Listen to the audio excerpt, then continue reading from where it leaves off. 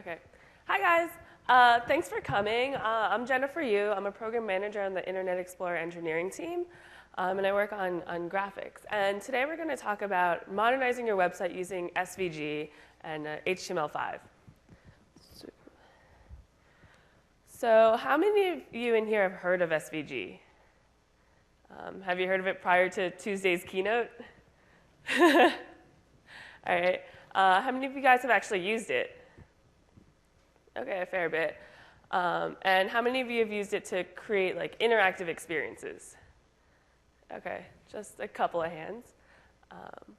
So the agenda for today, I'm going to talk through the basics of SVG to catch up anyone who's unfamiliar with it, who hasn't really played around with it at all.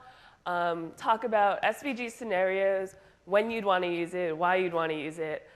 Cover how you might want to start creating interactive SVG, show you how simple it really is with a couple of code samples, and then talk through best practices, so avoiding common mistakes that lots of people make to save yourself some time, and then talk about fallback support, what to do for browsers that don't support SVG.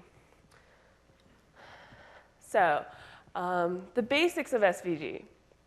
SVG stands for a scalable vector graphic. Every shape in an SVG graphic is based on it's described by its geometry, which is what makes it scalable. It's an XML format, which makes it really familiar, easy to learn, similar to HTML. And like I said, it's XML, so that makes it readable. You can open it up in Notepad and edit it from there. This also makes it accessible, since screen readers can pick up all that text inside. With SVG, you also get this full, really rich DOM support. So everything in your graphic is reflected in the DOM. Any changes to your DOM are reflected in the graphic. It's a retained mode rendering, which is contrasting to, for example, HTML5 canvas, which is immediate mode rendering.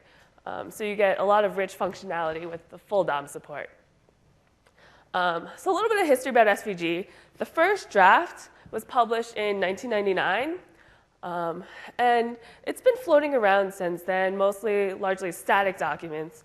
But now it's a part of the HTML5 spec. So you can include SVG in HTML. And it helps enable this newer generation of the web with all these interactive experiences. And SVG is supported natively in IE9 and other modern browsers. So you don't have to force your users to install plugins.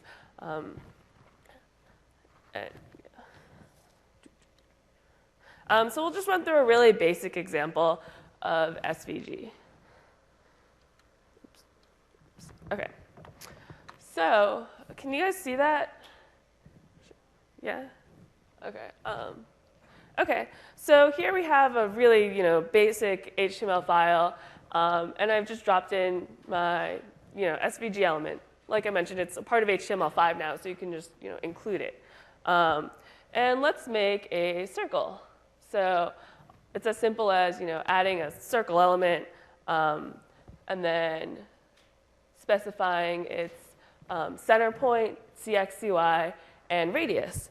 And so now you'll see we get a nice little circle on the screen. And it is very similar to HTML. You can kind of compare this to a div. I could color it by changing the fill of it, which is similar to changing the background color of a div, so I end up with an orange circle. I can also add a stroke similar to the border of a div, and I end up with, it's kind of hard to see on the screen, but a mild orange stroke. I can also give it an ID that makes it much easier to access via the DOM, so I'm going to call the circle my circle, because it's mine, and add an event handler to it.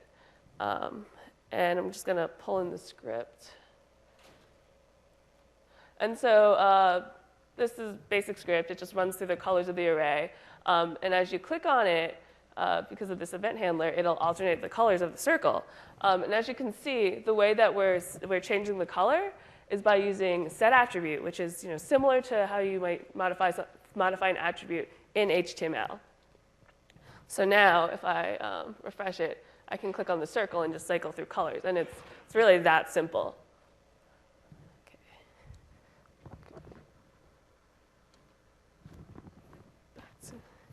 Okay. So how might you want to include this SVG on your web page now that you have a basic understanding of how you might want to create it? So there's standalone SVG, which is similar to a PNG or GIF that you would reference externally. You can include this via the object tag, which is the method that we'd recommend the most.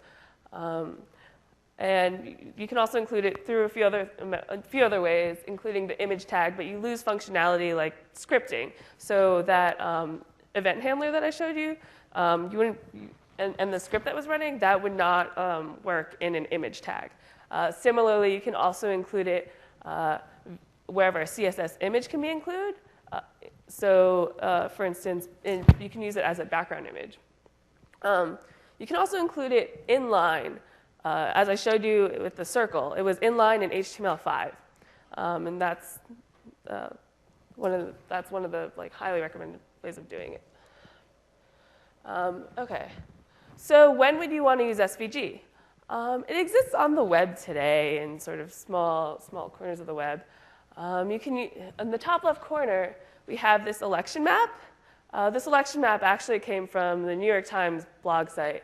And if you're close enough and you can see it, the mouse is actually hovering over the state of Pennsylvania, and you get more information specifically about Pennsylvania. It's interactive.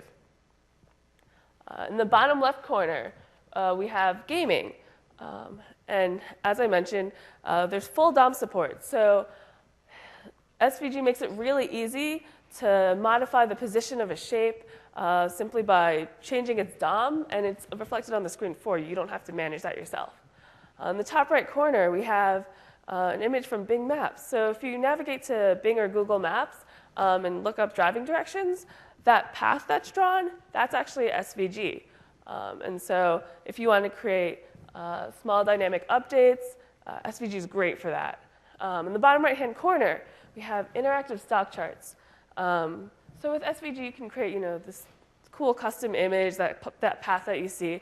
But on top of that, the text that's in there, it's all text. So a search engine can pick it up, an accessibility tool can pick it up. So even if somebody can't actually see the information, they may still be able to obtain it.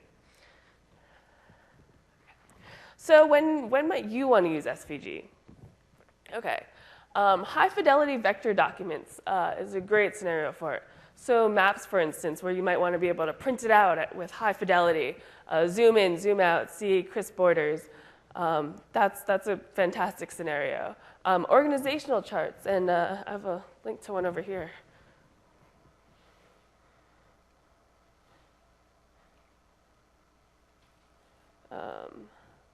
OK. I have a link to one over here.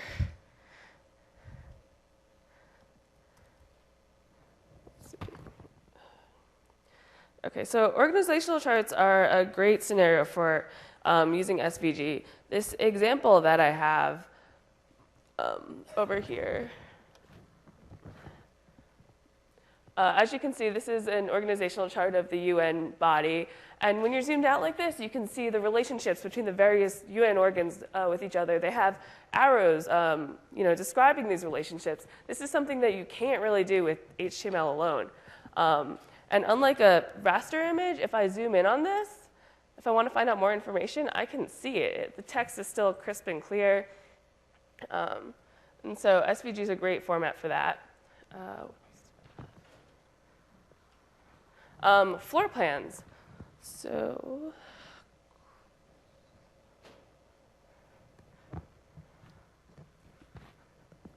OK.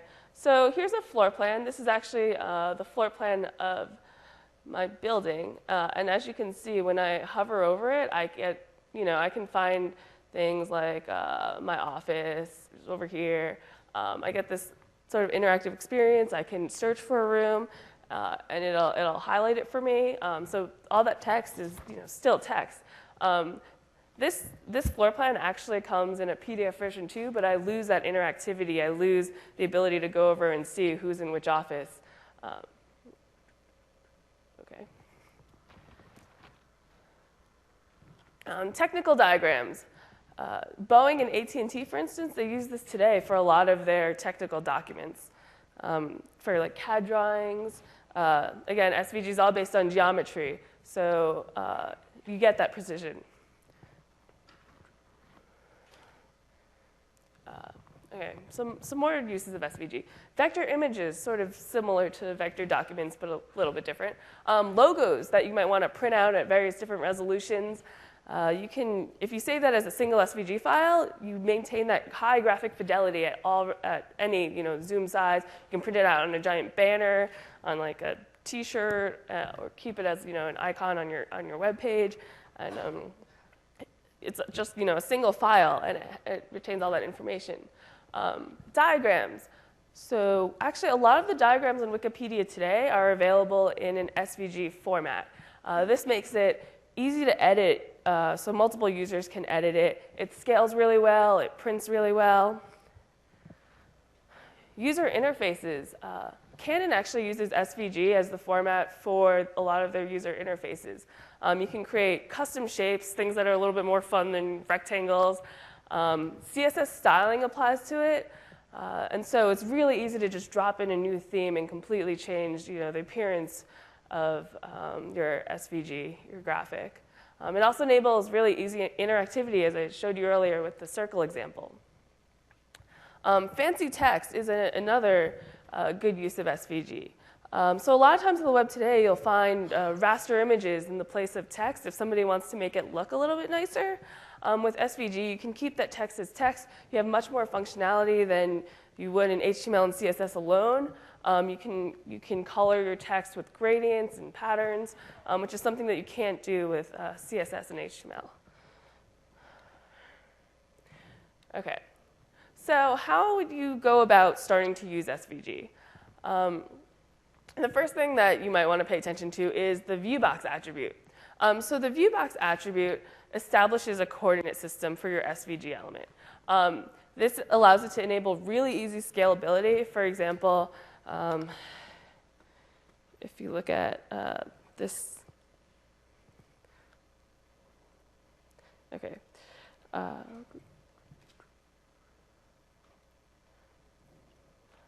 Okay, well, so the viewbox takes 4 parameters. The first 2 parameters describe the top left x and y coordinates. The following 2 describe the height and the width of your coordinate system, and with positive x going off to the right and positive y going downwards. Oh yeah, so here's just an example of something that takes advantage of this. So this scales to the size of your browser, and as you'll see, it's pretty clear. Well, if you're close enough and can see it, pretty clear at any resolution. Here's another example of that. So this is the Red Bull logo, as you can see. It's a little too big, so if I want to make it a little bit smaller, if I want to just, let's say, reduce the height and width, I end up with a clipped logo. And the way to avoid doing this is by adding that viewbox that I mentioned. So if we throw in a viewbox here, we can keep that smaller height and width, and my logo has now scaled due to the fact that I have established my coordinate system. Okay.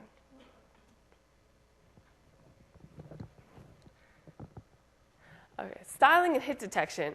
As I mentioned, SVG is, you can think of it as similar to HTML. CSS styling applies to it. So you can just drop in a style sheet, and that'll change the graphic. This is all done on the client side, so you don't have to do any of that processing yourself on the server side, or have somebody open up a new graphic in a graphic editor just to edit it. Hit detection is also really great. With raster images, you're often limited to just rectangles or rounded rectangles now. But with SVG, your custom shape defines the shape for hit testing. So if we take a look at this example,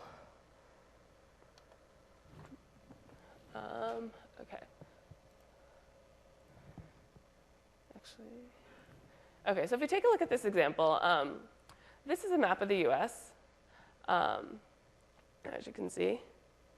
And if we take a look at the markup for that, It's an SVG element with a bunch of different shapes. Each state is described by a path shape, and each shape is given the ID of the state that it represents, and it's also given a class name to describe what color the state is. And as you can see, there's 4 different colors, so we have 4 different classes. It's really simple to just add so here we have the class describing the class selectors describing the color of the state. We can also apply pseudo selectors to it, such as hover. And so now when I refresh my page, I can just hover over each shape, and it'll turn black, like the CSS markup describes. And as you can see, I get that really great precision across state borders. I can also just as easily drop in another style sheet, and as you can see, the image just completely changed. The colors of the states are all different, and it's all described by a single CSS file. This is less than 30 lines, could easily be compressed to fewer than that, and that's all that needs to be done to modify the shape in this way. And you can imagine having various thematic maps, perhaps describing data over time, where dropping in a new style sheet would be a really simple way of just updating your graphic to reflect the data.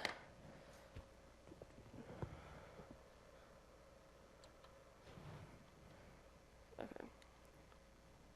So fancy text, as I mentioned, it's more capable than HTML and CSS alone. You can color it with gradients and patterns. You can make your text follow directions that are not axis aligned, so you can make it follow custom paths. In some cases, it can be easier to use than raster images. If you want to modify your text, it's as easy as just modifying your text. And reusing styles is also simpler because CSS applies to SVG. So let me pull up another example.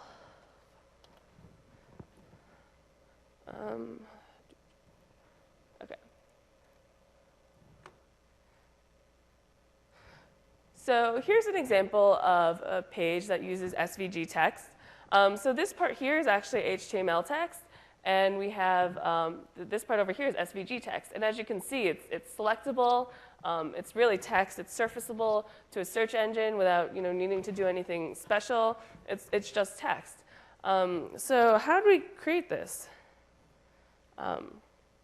Okay.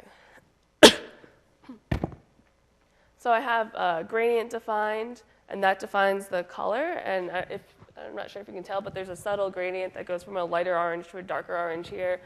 I'm applying it to my SVG text via a CSS selector up here, which also describes its font size, the font family. In this case, we're using WOOF fonts, so you can create your custom font and apply it to the SVG text. I've also defined a stroke, so you can give your text, like a stroke or border. And if I want to apply the same text, if I want to make the text down here look similar to the one above, it's as simple as copying some of my SVG here, and so that the CSS selectors will apply to it, so that I can get custom paths that the text is following. And you'll see that the text here will also just follow that path. It's that simple. And so how does following the path work? Well, I have actually defined a path down here. You'll notice it's inside this defs element. So anything inside the defs element does not render on the screen. It's used for later. If I wanted to use it so that you can see what that path looks like, I can use this use element. And so, oops. Okay, well, something. And that's the path that my text is following. And so if I can define it for later. I can also modify my CSS style to have the text, take on a different appearance. And so for instance, here I've actually referenced a different pattern that I've defined down below, and you can see that the text has changed from that orange gradient to a green checkerboard color. And okay.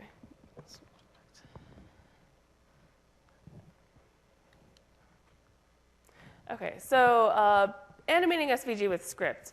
I can go over a basic clock example here.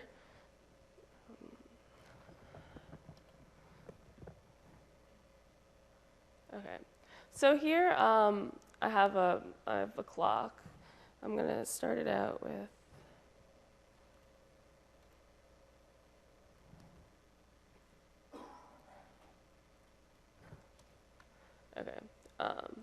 I have a clock.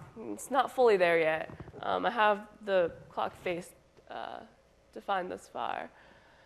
And so let's see, what do we need on this clock? We're missing some tick marks. And you know, the 12 o'clock, 3 o'clock, 6 o'clock, 9 o'clock tick mark all look very similar. So we'll just create that once and use it multiple times. And so to do that, I can add this rectangle to my depth element, and as I mentioned earlier, it won't render on the screen until I ask it to. And so we're going to use that element here, and you get this single tick mark on the screen.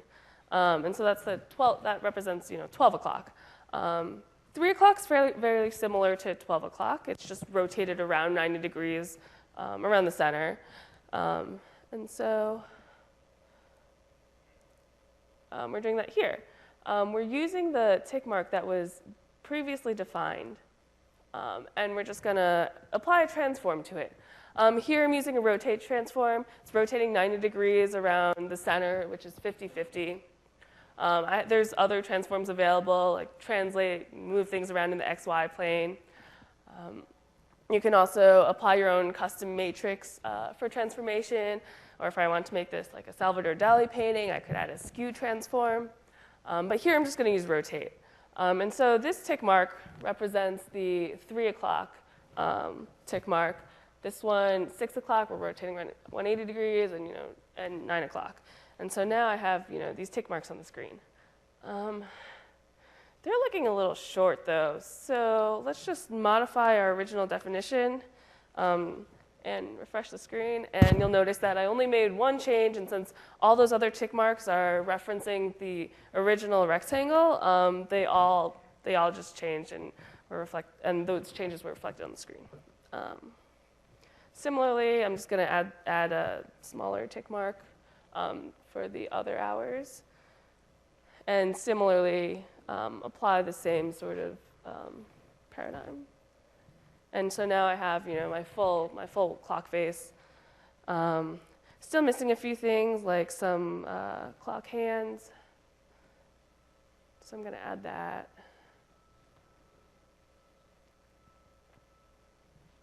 And so there's my clock hands. And now how would we go about animating this, for instance? Okay, I'm just going to throw in some script. There's actually, so the reason that the script is all gray, this is actually in an SVG file. And so you need the Z data tags to make XML happy. So the SVG tag actually has an onload handler over here, which will call my method to start updating the clock.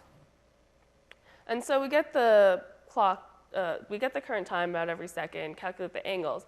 And again, the way that we're updating the graphic is by using set attributes. So you're modifying the transform attribute and modifying the rotation,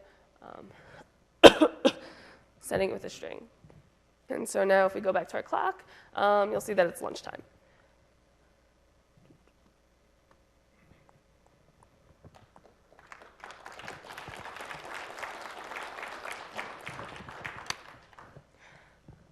Okay, so we'll cover a few of the best practices. First tip, always include the HTML5 doc type. So as you probably saw in the previous examples, there's the HTML5 doc type at the beginning of all the HTML documents. This tells your browser that you're in an HTML5 document. It's true. You need this for like standards behavior. And if you're on the intranet, you should also be including this meta tag below to tell your browser to render in IE9 mode. Oftentimes, people will be wondering, like, I'm in IE9. It supports SVG. Why don't I see it? Well, you can check to see if you're in IE9 document mode with the F12 dev tools, and just make sure you're including the right doc type. Another thing, so the SVG overflow in HTML5. The default overflow of most elements in HTML is visible. So similar to the div tag, where if your text is overflowing the width and height of your div, you'll still be able to see that text. Similarly with SVG, if your content is overflowing your SVG element, you'll be able to see it. So if you don't want it to overflow, you should specify that via the overflow attribute, either in the specific SVG element that you care about, or if you want to affect your entire document, you can just include it in your CSS block for the page. So default text positioning. The Y attribute refers to the baseline of text. And for any designers out there, this is actually pretty intuitive, I'm sure. But for the rest of us, not as much. So make sure that you're specifying the Y attribute for text. Otherwise, you may spend a good deal of time wondering where it went. Other suggestions. So for accessibility, as I mentioned, it's all XML, it's all text, but these shapes, they're described in numbers and things that aren't really meaningful to users. So how do you make it more meaningful? Well, you can include a title and description tag on every SVG element. It doesn't need to be on everyone, but you can include it on everyone. And so at least for your top-level SVG element, you should be specifying a title, similar to the title or alt text of an image, of a raster image, also a description, and you can make that even more granular by specifying it on various different elements. Another thing you can do, use the focusable attribute. If you specify focusable equals true, this allows someone to tab through to that element, and that element will get focus. So you can use the onFocus event handler to capture that and execute some script.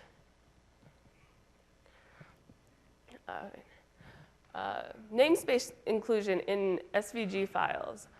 So you don't need to do this in HTML5, but if you have an SVG file, it needs to conform to XML format, and for that you need to include the namespace. So for all SVG, you should be including the SVG namespace, which is specified over here.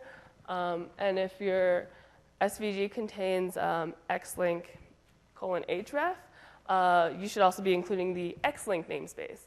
And if you're not really sure, you can just include both of them. That's fine. And as you can see it below, that's what your SVG tag would probably look like in an SVG file. Okay.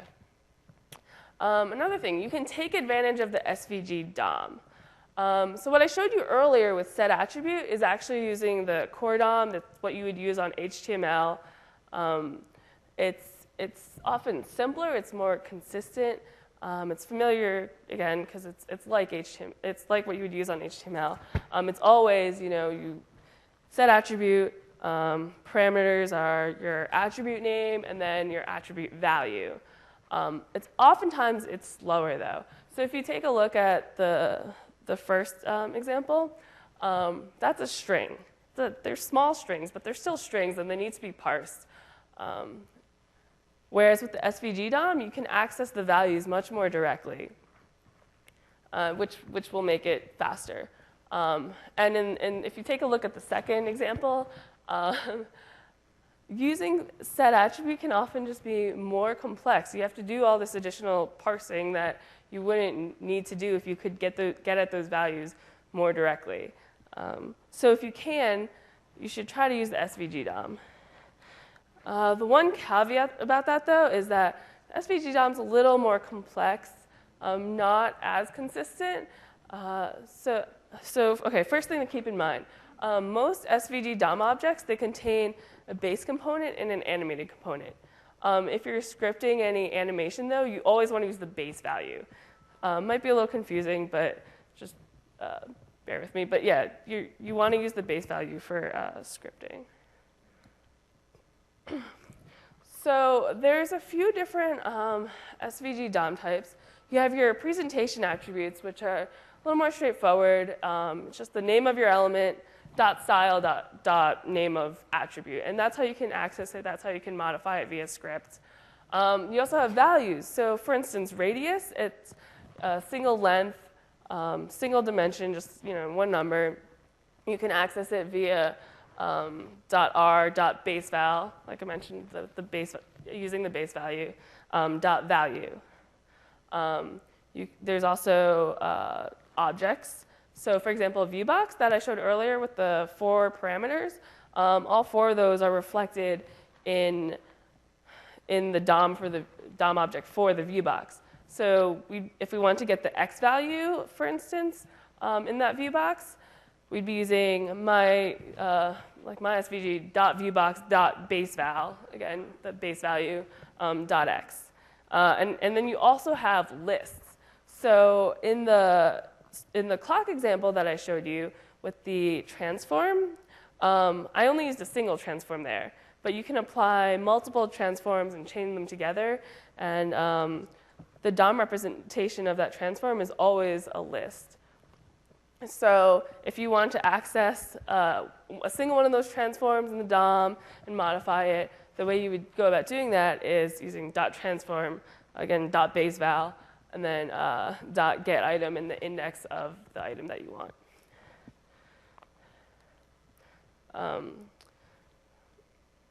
All right, actually, going back, let's actually go back to that clock example that I was mentioning.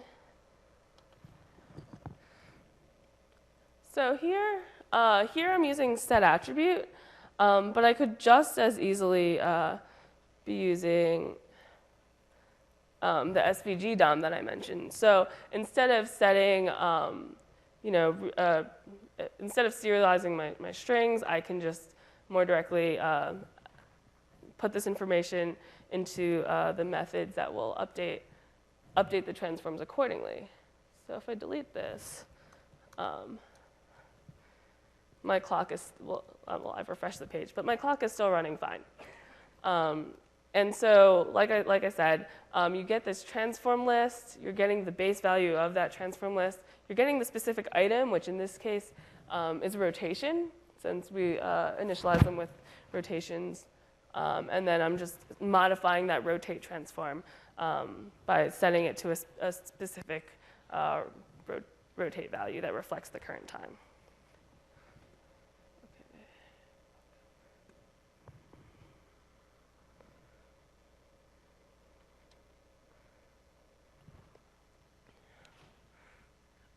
So in general, if you're performance-minded, use the SVG DOM unless you're changing a ton of DOM objects in a list.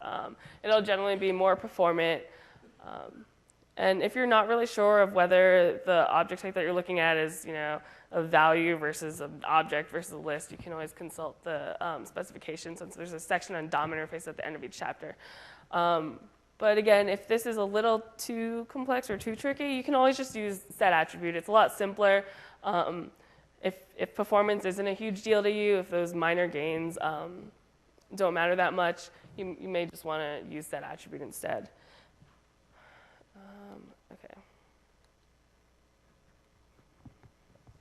Okay, another thing. There's the .svgz format, which is compressed SVG or gzip compressed SVG. It will reduce bandwidth use over the network. And we've seen people do this before. If you are using this format, make sure you include this line in your response header. Otherwise, the browser won't know it's gzip encoded, and sometimes your SVG won't show up, which is something that I have seen people do.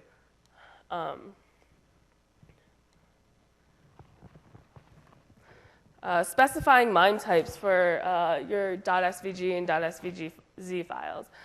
So the correct SVG MIME type is image/SVG plus XML. I've seen various other forms floating around which are not correct and will result in your SVG not showing up. So just make sure your server is configured to serve the right MIME type for .svg and .svgz files if you're planning to use standalone SVG.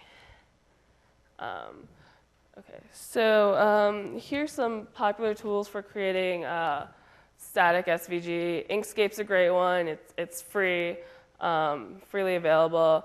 Adobe Illustrator is another good one. Microsoft Visio is great for creating more like diagrams and schematics rather than fun graphic images. And if you're planning to use Visio, just please come talk to me afterwards. And here's a bunch of great libraries that actually use SVG, and I recommend playing around with them, seeing what they have to offer. Okay, so fallback behavior.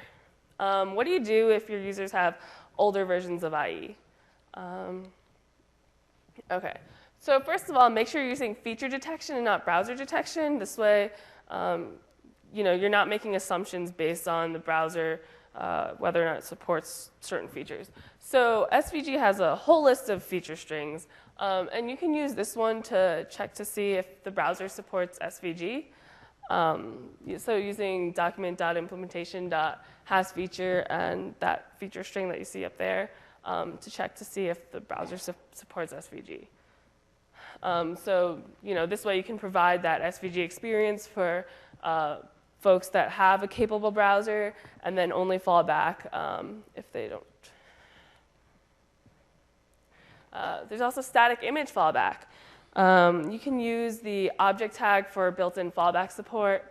So as you'll know, the object tag is special in HTML.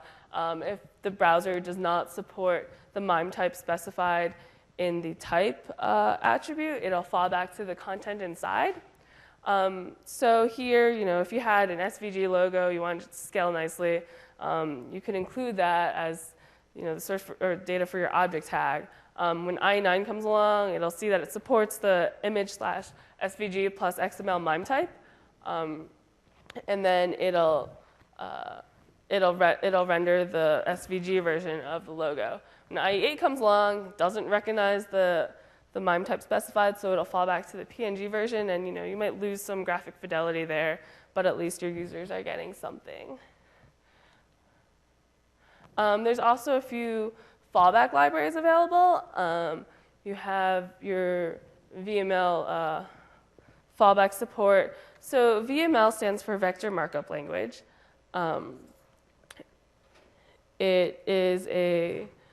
It's supported in older versions of IE, like IE8 and below. So if your users don't have SVG support in older versions of IE, they might have VML support. A lot of the functionality is fairly similar across both languages, but the languages themselves are different. So you can replicate a lot of the functionality that you want to achieve in SVG through VML. These libraries will actually abstract that process away from you, so that way you don't have to worry about it yourself. So Raphael.js is a fantastic library for that, as is the Dojo toolkit. You also have Flash fallback with the SVG web library. But with this, you lose CSS support, which is one of the great things about SVG. Being able to apply CSS to it, being able to theme it, you don't get that, so we wouldn't really recommend that as a first course of order. Okay.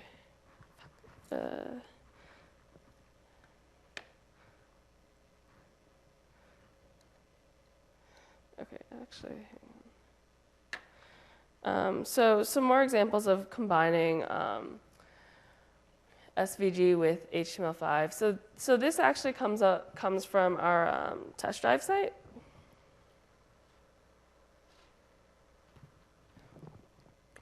So this particular example comes from originally came from elsewhere, but comes from our test drive site. And you can see that there's the SVG image over, wrong screen, sorry. You can see that there's the SVG image over here, and as you hover over it, the HTML data, or the information on the right, changes to reflect what you're hovering over. And here's another basic example of that.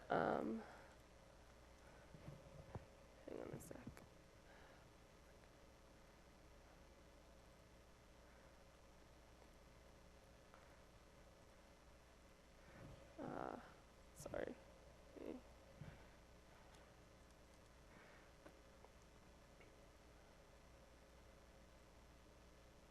Okay. So this is again a more sort of stripped down version of it.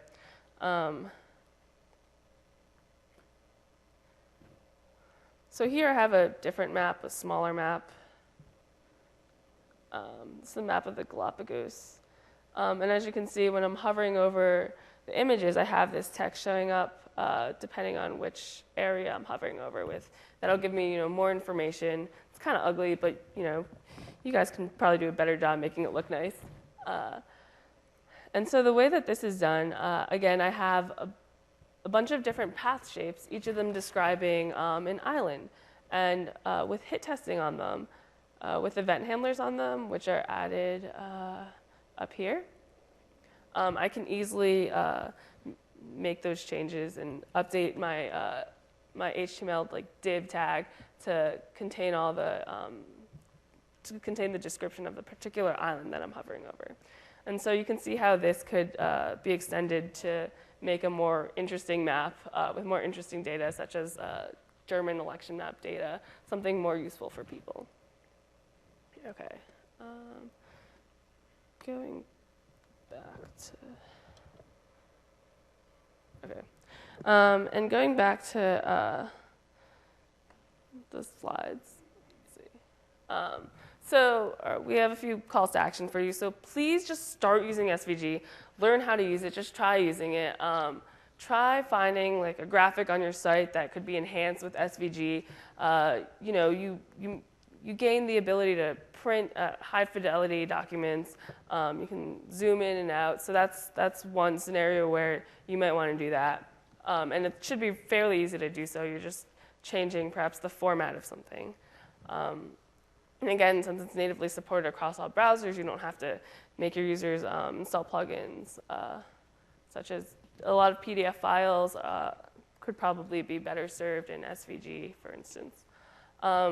And also just try creating some interactive SVG. There really isn't a whole lot out there on the web right now. So really like you to pioneer this front. The tools are there. I mean, you guys can create it. It's not that difficult, as I think I showed you.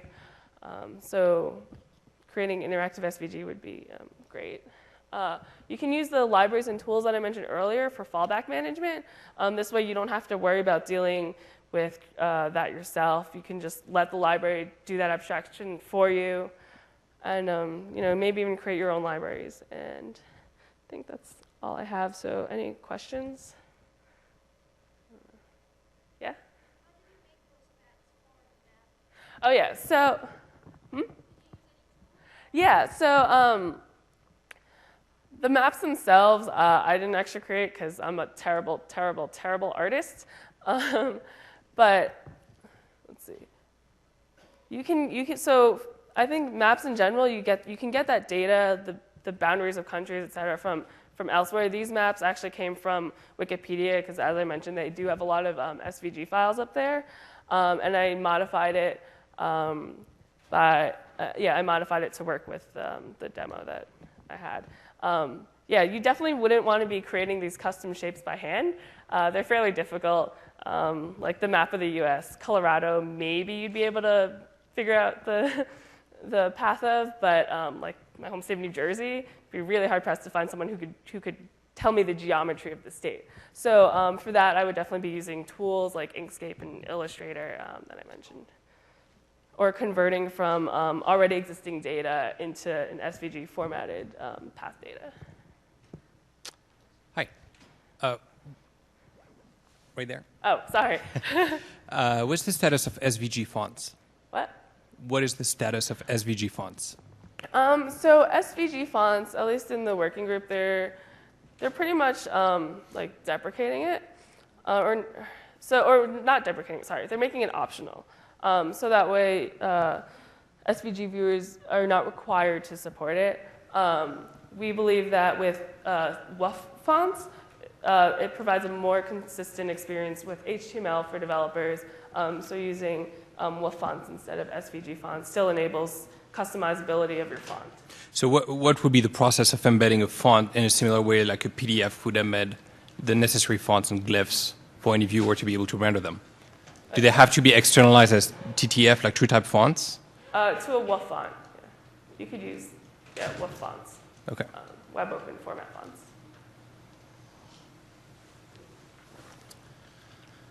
When you were discussing the fallback support, I was wondering, because you had the SVG as an image, I was wondering if it would be better to embed it as, or not embed it, but has the SVG code inline, because you have the alternate text in there, like the title, description, stuff like that, and if your browser doesn't read the SVG image, it'll just fall back to the, in that case, PNG image.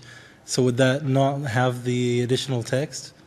Yeah, I think it really depends on what kind of content you're trying to support, but the text would then be surfaceable if you embedded it inside the object tag. However, users still wouldn't be able to see the image unless you also include that too. So if you wanted to do that, that would probably be a good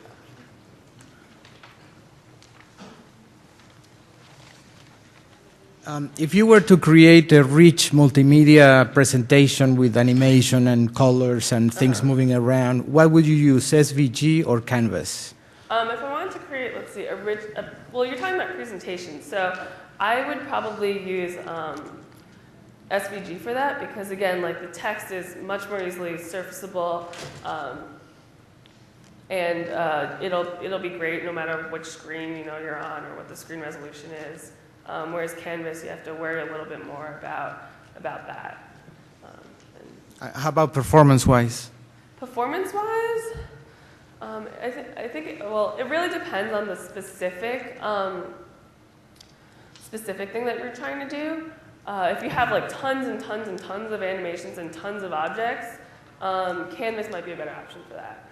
But for the most part, what I imagine most presentations to be, and actually people have already been creating, multimedia presentations in SVG. I would probably go with let me clarify. I didn't mean presentation like a business presentation. Okay. I meant something more like a cartoon, say, like something like that.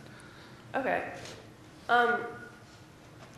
I think so. Let's see, like a video cartoon. Like I mean something really complex with things moving, like people moving, or landscapes, or things like that are animated. Okay. So in that case, you might even consider combining both of them. If you have a few main characters, for instance, that you want to move around easily and just update the DOM to do that, you could use SVG for that portion, perhaps, and maybe Canvas for the background if you have a ton of different objects and like a complex landscape that they're moving through. Like for a music video, you would combine both? For a music video? Yeah. So a music video usually has people, right? Yeah, people, but there are backgrounds, shapes, colors, things. Yeah, well, for a music video, as I said, for the purposes of having that high resolution, SVG would probably be good for that. But I mean, there really is there's no like black and white between whether you should go the SVG route or the Canvas route. You can try, combining both of them. Take advantage, use one to its advantages in the scenarios where it's present. And it's, part of that might be better served with SVG, and part of that might be better served with Canvas. Okay. Will there ever be SVG support inside of Expression Design? You mean like Expression Blend, or? No, actually, the design tool that comes with the suite, Expression Design. Oh, I actually am not sure about that. Even if I was, I'm not sure if I could answer. So, okay. All right, thanks for coming. If you have any more questions, feel free to contact me. My information's on the slide deck. Yeah. Oh, and please fill out the evaluation form and